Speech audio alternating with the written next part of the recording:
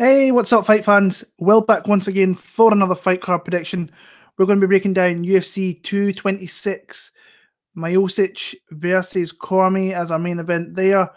Our dual co-main event is Max Holloway against Brian Ortega, which is the fight I'm looking forward to, if I'm being honest with you. I just think it's an unbelievable fight. I have my Tough 27 finale picks out already. I've already garnered about 7 or 8 new subscribers in the last 24 hours or so. And when that mission to hit 2,000, we're only like 33 away from hitting that, guys. So if we can get up there as soon as we can, that would be awesome. So yeah, that's out there. Like I mentioned on my video, in the Tough finale video, if anybody out there is good at making YouTube logos, YouTube banners, I need a new design. I need to change up a wee bit. It's getting a little bit stale, and I am complete dog doo-doo when it comes to making stuff like that. I've tried, and I'm just not the kind of creative kind of type of guy for that. So if somebody could help me out with that, that would be absolutely appreciated. And we can get this kind of updated and make it look a bit better than what it does at the minute. So yeah. Overall, I think there's some fights in here that are really tough to call. I will have a couple of bets for this card. I haven't made them yet for the fact that I'm waiting for the lines to come down just a little, and they are coming down slowly but surely. So I will wait for that. But let's get straight into it.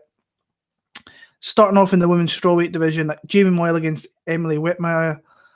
Honestly, I give zero fucks about this fight, really, to be honest with you. I think it's a filler fight that really, I don't even think the fight should be taking place in the UFC. I don't even think Emily Whitmire should really be in the UFC, being 100% honest with you.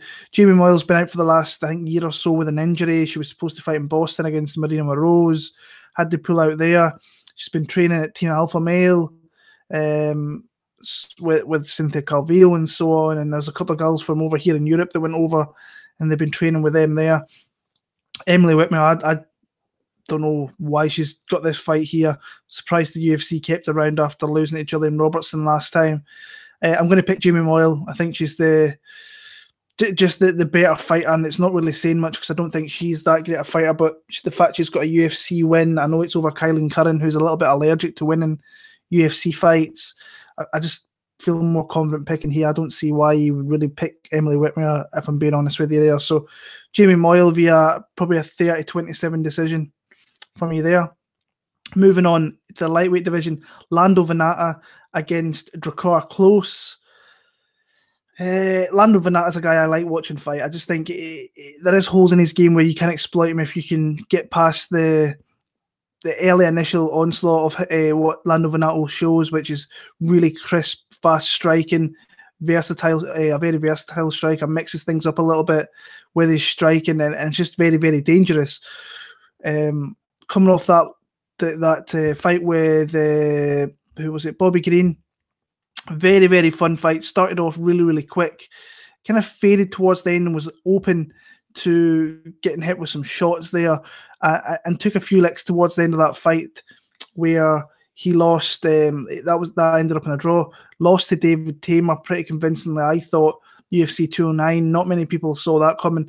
I had an inkling he could do it, but I thought Venata was just a little bit farther ahead than what Tamer was at that point, and it showed that it's not the case. I actually really like him in this matchup here. I think he can stuff the takedowns of what Drakkar Klose is going to do, because Drakkar Klose is not going to hang with this guy on the feet one bit, in my opinion. I think he's going to be outclassed by the speed of Venata, the accuracy that he shows, just his pinpoint accuracy and his footwork, and the way he can mix it up. Drakkar Klose is going to be try to snatch at legs, try to get double leg takedowns, trying to put him against the fence and try and contain him there, and ultimately looking to get the fight to the ground. That's where he wins the fight if he can do that. I'm not 100% sure he can really do that. I think another guy who got completely kind of outclassed by David Tamer in his last fight back in December at UFC 218, got that win over Mark Diakese. I thought it was a very close fight, could have went either way. And Devin Powell is the easiest kind of guy I think you can fight in the UFC. So for me, I think that Lando Venata is the pick here. I'm extremely confident that he can catch Drakkar Klose and actually put him out with something. So Lando Venata via TKO for me in that one there. And the main event fight of the UFC Fight Pass prelims, we have Dan Hooker against Gilbert Burns here. And I'm struggling with this pick, I'll be honest with you. I think initially I was pretty tempted on Dan Hooker, and just the way he's kind of moving himself forward. He looks a lot better fighter up at 155, like so much healthier than he did making that cut down to 145. Tall, lanky guy, brings those knees up the middle, uses a nice jab. Ultimately, I think the guys that he's beat at lightweight aren't. I think there were good matchups at the time. I think Ross Pearson, if you're a guy in that lightweight division, you're coming through. I think a fight against someone like Ross Pearson, I would like to have personally if I was a fighter looking for a win, because Ross Pearson, although it was a vicious knockout, I think it's a pretty good guy to get at this point. Mark Diakiese, I'm a fan of Mark Diakiese, and I will be for a long time. I like his skills. Still a young guy. He just needs to put it all together. And then Jim Miller. Jim Miller's pretty much, I think he'll have one more fight, and then that'll be him in the UFC.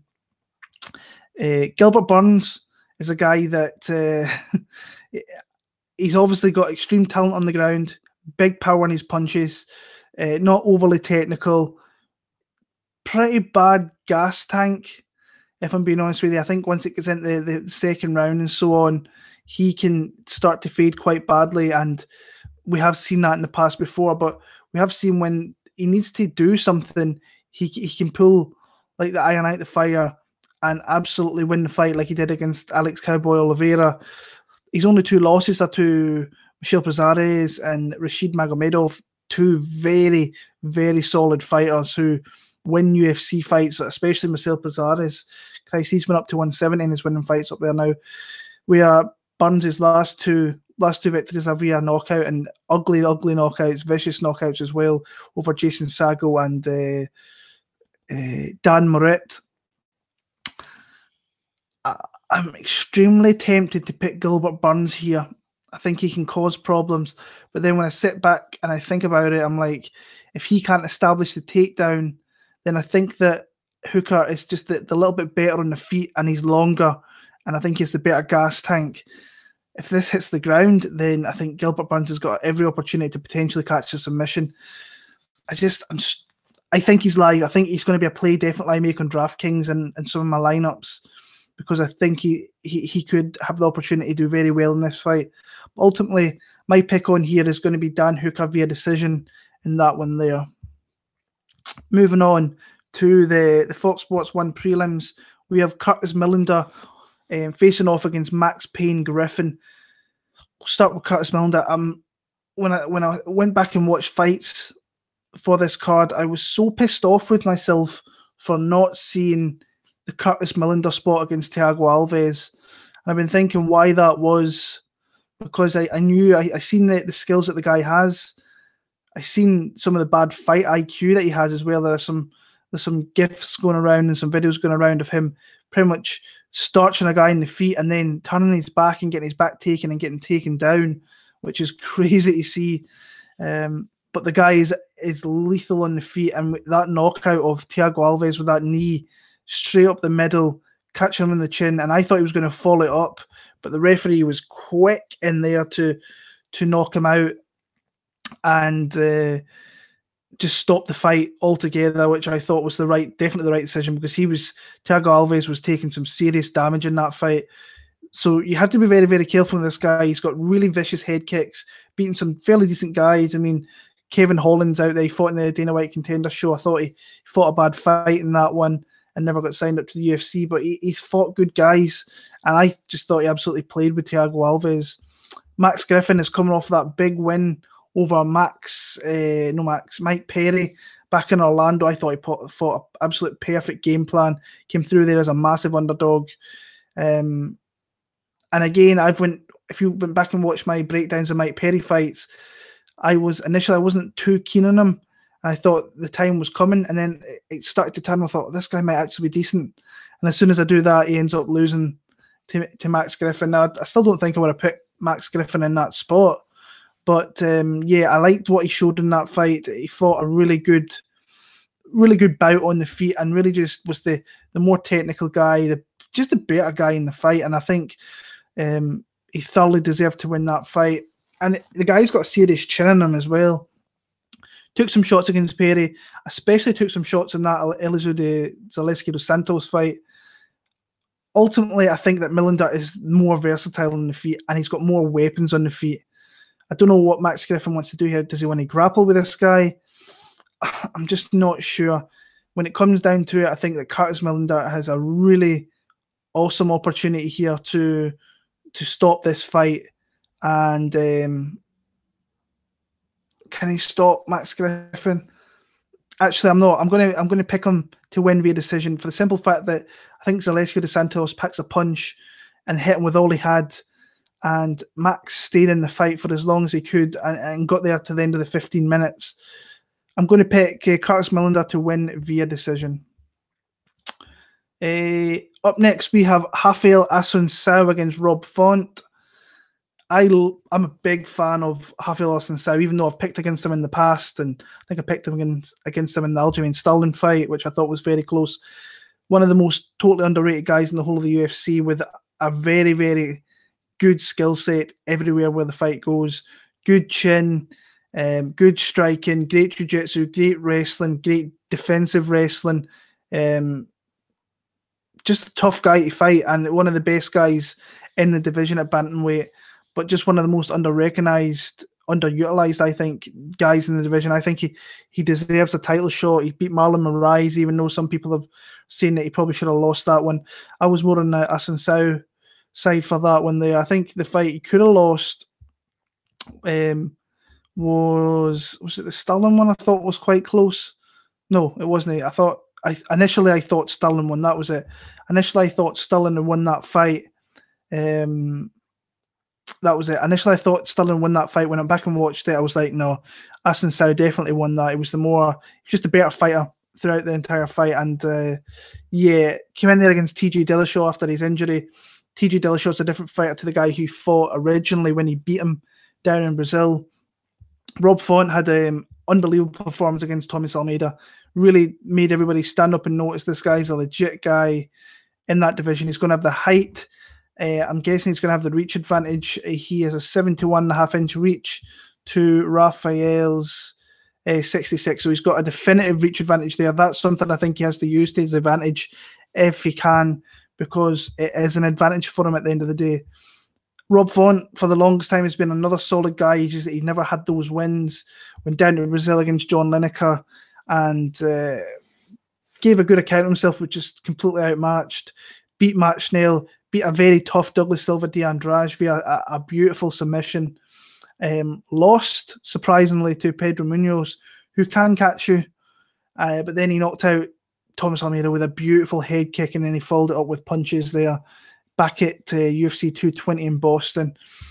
What I like about Raphael Assuncao is the fact that when fights are close, he always seems to get the decision. He seems to squeak through, and I like betting on fights like that. Now, I haven't made a bet on him as of yet. I might still do that, but I am going to pick him to win the fight. The only worry in this one is that he is getting older. I think he's 36 years old. There's going to become that time where he's going to get hit with a shot, or he's going to get outclassed and lose a fight. And I think it's coming. I just don't think Rob Font is that guy, but I could be wrong here. I'm going to pick Raphael Assuncao to win via probably a 29-28 decision in that one there. Moving on, we have Paul Felder stepping up here on very short notice, about 8 days' notice, against Platinum Mike Perry. Yancy Medeiros pulled out, which was weird, but I seen a video in MMA Fighting earlier on where he was out surfing with his dog, which was a little weird because I think he pulled out due to a rib injury, so it was just a little bit of a weird one. But this is a matchup. I really like the matchup, first of all. Felder was supposed to face James Vick. James Vick got pulled after Uriah Quinta pulled out his fight against Justin Gaethje. So now it's James Vick against Justin Gaethje, and then Felder had no luck whatsoever. He had his fighters pull out on him he was supposed to face Uriah Quinta at UFC 223. Then there was the whole McGregor thing. Al got moved up to the main event. So he's had a troubling time getting fights as Paul Felder. But I think he's got a really good matchup here against Mike Perry. Mike Perry's coming back really, really quick. Now, I know he went to Jackson. This whole camp he's did at Jackson Wink out in Albuquerque, which I think him working with, I think he worked a little bit with Brandon Gibson. I think he worked a bit with Mike Winklejohn, and try and use that striking because he has big, heavy hands, but he needs to use it in the right way because he throws everything into every shot and is completely open. His defensive striking is terrible. He can get beat up on the feet, like Max Griffin kind of showed in that fight as well. Both guys here, very, very similar height, similar reach. So Paul Felder is not going to be like the smaller guy. I know he's fighting up a division. They're probably going to be about 190 each, maybe a little bit bigger than that come fight time. And I actually like the fact that Paul Felder took this fight here. He got the opportunity to take this fight because I seen him when he made that cut to 155 in Scotland when he fought over here, and it was rough seeing a guy like that. It really was horrible. So him fighting at, I think he was like 181 the other day when the fight was announced. So he's only got a small cut down to 170, 171. So like 10 pounds is not a lot. So he could eat, kind of revitalize his body a little bit in this one. I just think he's the faster, more technical striker. I think he will stand with Mike Perry for the most part, but I think if he was to just use everything with his leg kicks, because Mike Perry really doesn't block leg kicks, and I just think that if this fight predominantly stays on the feet, you've got the more technical guy in Felder who likes to throw heavy leather himself against a guy like Mike Perry who rushes in, who himself has big power. If he catches you with a shot, he will put you down, and we have seen that in the past. I just like the more technical fighter, and that's Paul Felder in this one here. And I know there's some lucky people that got Paul Felder at a really juicy number when that line was released. I think he's still like minus 130 over here in the UK, and I don't think that's a bad price. It's something I'm looking into. There's a couple other spots I'm looking at as well. But Mike Perry, I mean, I still think he's coming back a little bit early. I think if he took a bit of time, stayed at Albuquerque and worked on that game of his, kind of rounding himself out a little bit. He's been hanging out with John Jones a lot in Albuquerque. I bet that's a riot.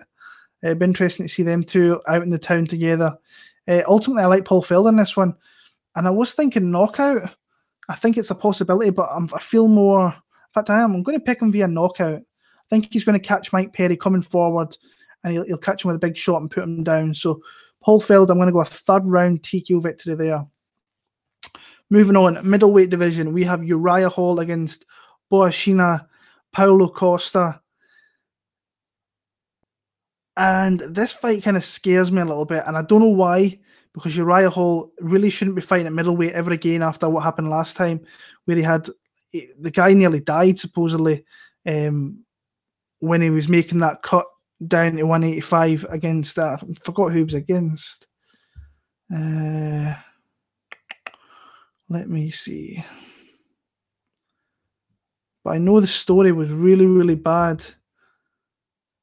It was Paulo Costa. Yeah, it was supposed to be Paulo Costa back in April. Don't know how I managed to forget that. But he pulled out of that feat to a really bad weight cut where it was like nearly a fatal weight cut.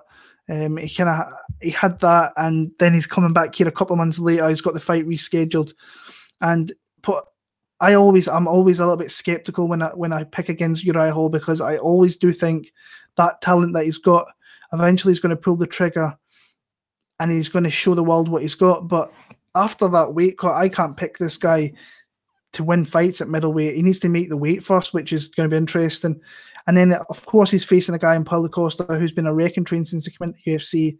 Now, in saying that, he has beat a couple of glorified kind of cans, Gareth McClellan, Oluwale Bambos, and then he beat Johnny Hendricks, who, let's be honest, was on his way out. He's now officially retired. So, retired. I can probably see him being in Bellator very, very soon, within the next 6 months to 12 months, or the PFL or something. Big, heavy hitting dude. Comes forward, looks to throw some heavy leather. I still think there's aspects of his game he needs to definitely shore up. But I think this is a fight he can look good in. He just has to be careful, because Uriah Hall, like I've said before, he can pull stuff out of his arse and make you look stupid and catch it. Like the Masasi fight. He came in that. It's still a fight I watch. When I go back and watch him, like, I think I picked him in that fight as well. I picked him over Masasi, which thinking about it now, I'm thinking, why would I pick Uriah Hall over Mousasi? But it was just the spot and the feeling that I had that he was going to catch him with something, and he did. In this one, I'm going to pick Paulo Costa. I'm going to pick him via TKO, but I've got a funny feeling, that nasty feeling in my pit of my stomach that Uriah Hall could do something again, and it's coming. I just don't know when it's going to be. I'm going to pick Paulo Costa for the win here. Moving on to the pay-per-view part of the card here, where we have, starting off in the light heavyweight division, this is the fun fight, Gokhan Saki against Khalil Rountree Jr. And I'm going to straight out say I'm picking Gokhan Saki because I'm not a fan of Khalil Rountree. I think the guy's a mental midget.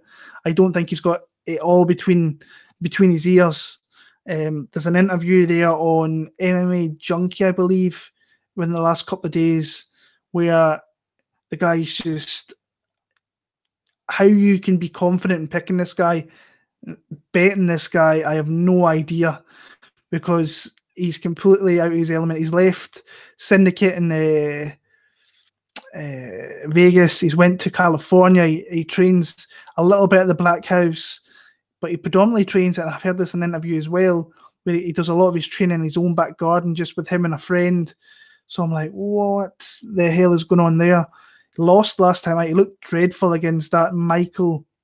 Now, he went and I can't remember his second name, but he popped USADA, caught him, and he's got a suspension, I think, for a year. But he still shouldn't be losing to guys like that, and he looked terrible. He didn't even look good in the first round, where he can look good and looked like he's dangerous. He just did not look dangerous in that fight at all and got outclassed.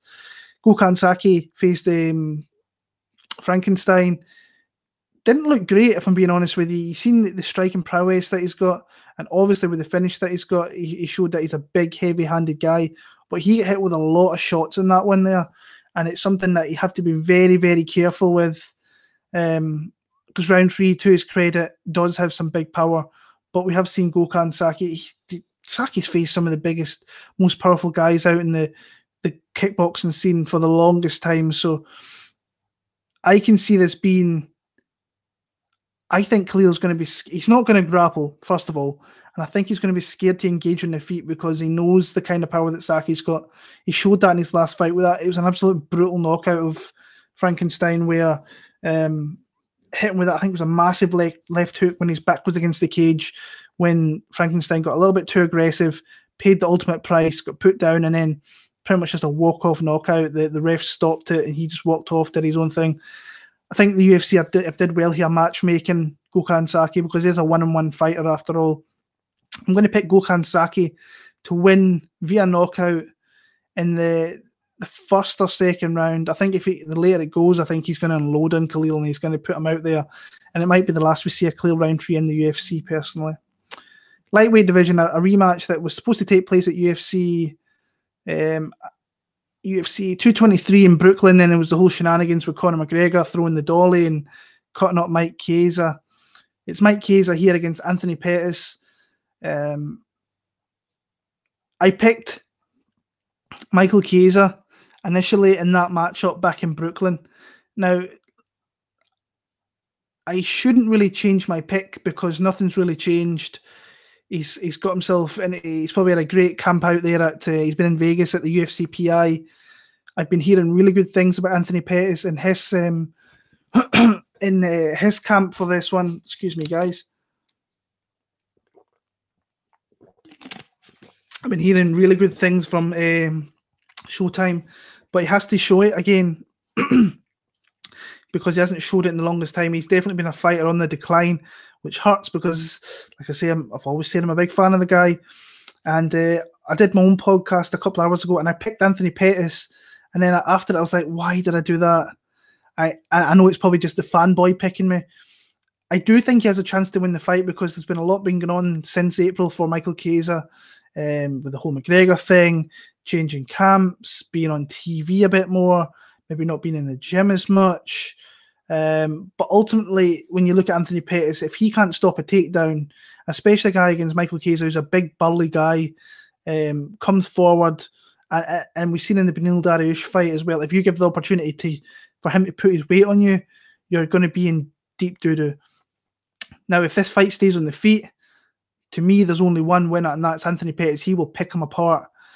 I really want to pick Anthony Pettis, But when I think about it, if I make that Anthony Pettis pick, it's because I'm a fan of the guy pretty much, and it's just I'm not on here to make picks. I've been called out in the past for, oh, you're picking this guy because you're from Europe, or you're picking this guy because you're a fan. It happens sometimes, but I'm trying to get better at not doing that, and I'm going to stick with the initial pick I had on Michael Chiesa to win via decision. I really want to pick Anthony Pettis. I genuinely think he has a chance here, but I know a lot of the cappers on social media have placed big bets on Michael Chiesa. I see why. I really hope Anthony Pettis, I'm sorry guys, I hope he shatters your dreams and the bookies get your money, even though we should really all be kind of helping each other out and hoping that we take the money off the bookies, but it is what it is. I hope Anthony wins. I think Michael Chiesa is just going to have the opportunities to back him up against the cage and kind of grind on him and outwork him for a 29-28 decision. So Michael Chiesa is the choice there. Heavyweight division, we have the Black Beast against the Predator. Francis Ngannou against Derrick Lewis. Fireworks. I don't see... The one thing that's kind of annoyed me a little bit with this fight, I've been watching the fight, a couple of fights from both. I just don't want a staring match, and I have a funny feeling it could end up being like that.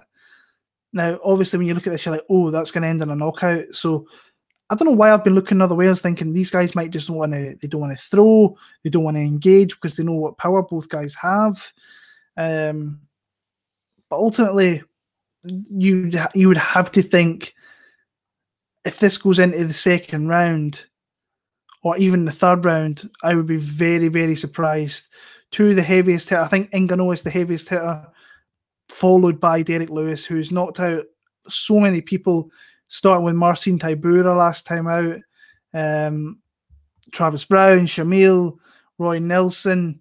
He's beat, the guy's beat a lot of fairly decent guys, but I do think he is facing the most talented fighter that he's ever faced, striking wise, in Francis Ngannou, whose power is unrivaled in that division. I think if he hits you with those fast, sharp strikes, which he's got, you're in deep, deep shit. I think the time he beat the guy was early on when he was a lot greener than what he is now. I think that the hype was totally unwarranted against Stipe Miocic. People were saying, oh, he's going to absolutely start Stipe and he's going to beat him up.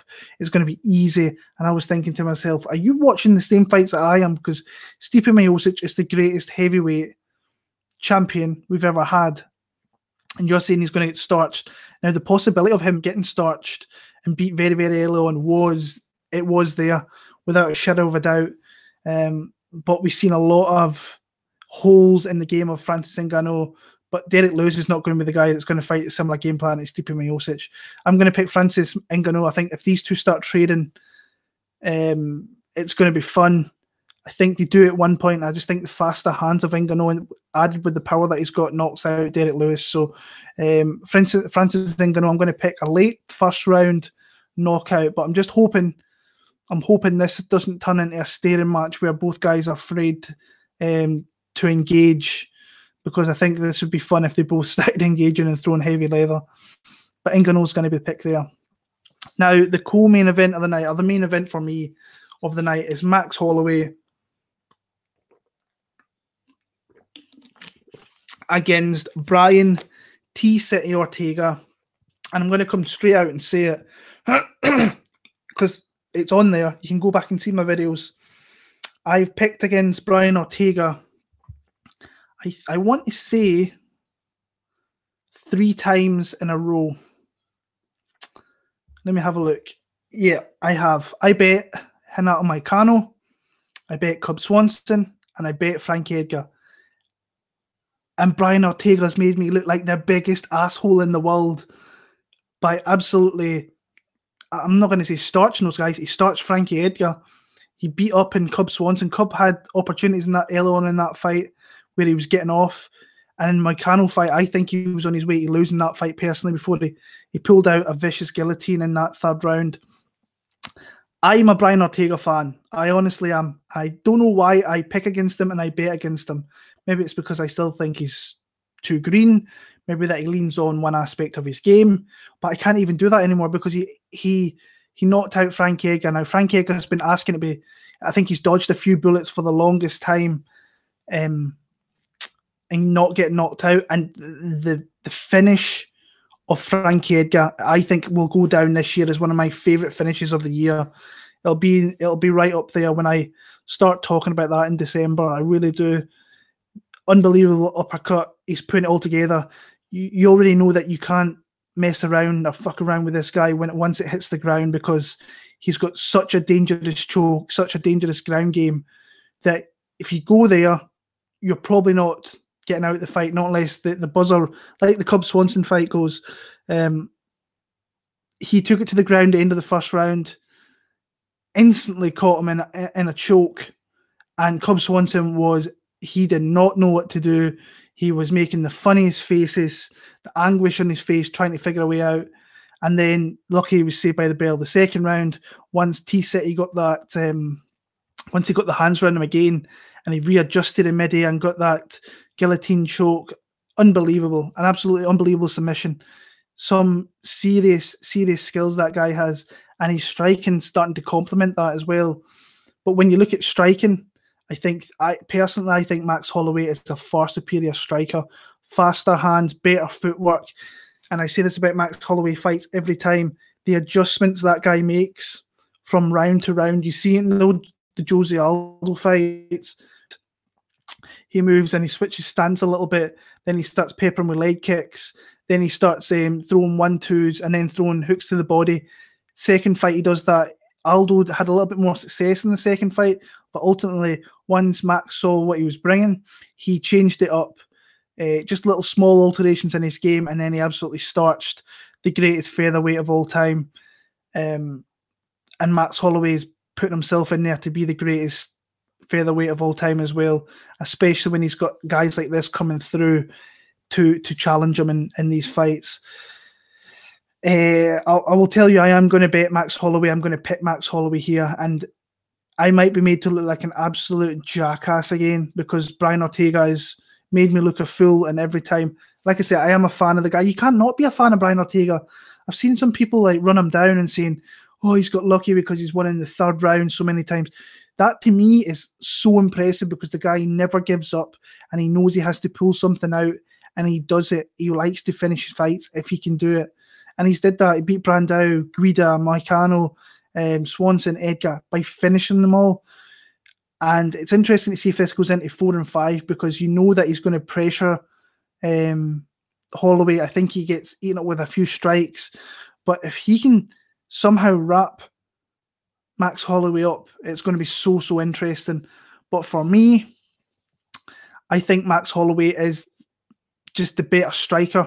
I don't see this fight going to the ground. If it goes to the ground, I've seen some people say, as soon as it hits the ground first, I know my Justin for Bro Picks is when it'll hit the ground once and it'll be over. It could, but I think you're disregarding the skills that what Max Holloway has as well.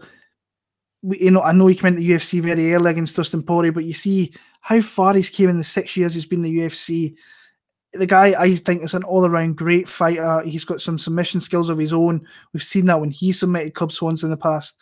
Not taking away anything from Ortega. He is the superior guy once it goes to the ground there. And he will go down, in my opinion, as a UFC legend just by the skill set that he has, because he's got so many exciting fights. Both these guys are going to move up to 155, I reckon. Could you imagine, like, Khabib against Ortega? A fight like that is so amazing to think that it could happen in the future. And could have happened at UFC 223. Both Max and Brian were phoned, contacted, and he took the fight, but then Max got the opportunity. And then obviously he had to pull out because of the commissions and so on. But great fight. Thoroughly looking forward to it. Both dangerous guys, both elite guys. I've just absolutely loved watching Brian Ortega come up. And like I say, I've no idea, absolutely no idea why I've picked against him so many times. Maybe because I see the holes that he had, but those holes that he's had is slowly dissipating, where he's becoming a really dangerous, mixed martial artist all around, pretty much. So I am going to pick Max Holloway to win via decision here. maybe like a 46-49, because I think T-City late in the fight will start to come into it. But in my opinion, Max Holloway is one of the greatest fighters that we've got in the sport today, one of the best pound-for-pound guys. And I think he's going to show it here by pretty much shutting out Brian Ortega and not letting him utilise his deadly game that he's got. So I'm going to pick Holloway via decision there. And the main event of the night, we have Stipe Miocic, the UFC heavyweight champion, facing off against Daniel Cormier, the UFC light heavyweight champion. Great fight. Super fight. I've seen people say this is not a super fight. Bullshit. This is a super fight. Stipe Miocic is the champion. Daniel Cormier is a champion. That, to me, warrants a super fight. And being two of the biggest weights that we have in the sport as well. Unbelievable fight, in my opinion. And I've struggled with this one. A lot of people are very, very confident in Daniel Cormier, and I can see why they are, because he's undefeated as a heavyweight. And if you go back, if you've bet on this fight, I think you should definitely go back and watch the heavyweight fights that Cormier was in. I love Cormier as a heavyweight, by the way. He went in there, and to me, he seemed like he threw a lot more combinations as a heavyweight. I don't know whether it's because he thought he had the speed over those guys compared to down at light heavyweight. But he threw, like, his striking, his evolution of his striking during his early heavyweight days was awesome to watch. I went back and watched. I went and looked at the heavyweights that he faced. Obviously, Antonio Silva was bigger, but the Josh Barnett fight, he's a similar height, a similar weight to what Stipe Miocic is going to be, like 6'3", 6'4", 245 to 250 pounds. So that was something I looked at, and I was thinking, can he like manhandle Stipe like he did back in the day with Josh Barnett? Absolutely, I think he can. I think he can clinch up, put Stipe against the cage. Ultimately, I think Stipe is the better striker, all-around striker. More technical, more precise. Just, I think he's got the power to match the speed. He's a guy that once he first came into the UFC, I said he's going to be a champion. I told friends that, and he's went on to be the best UFC heavyweight champion of all time. Cormier is no joke, though, at heavyweight. He's going to be a big, bulky guy. I don't see Miocic taking him down. Like, I know he was pretty much on the back of Ngannou for a majority of the fight, and he's absolutely, his back is massive. But I just don't think he's going to want to initiate in the grappling with Daniel Cormier there.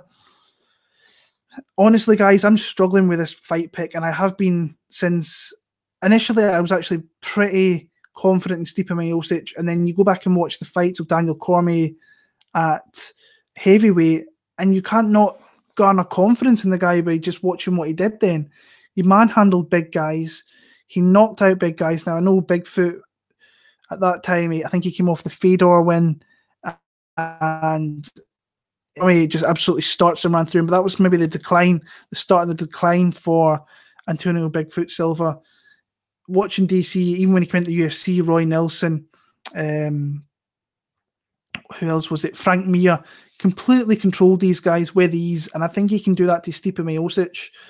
I've seen a lot of cappers, a lot of people betting on Daniel Cormier.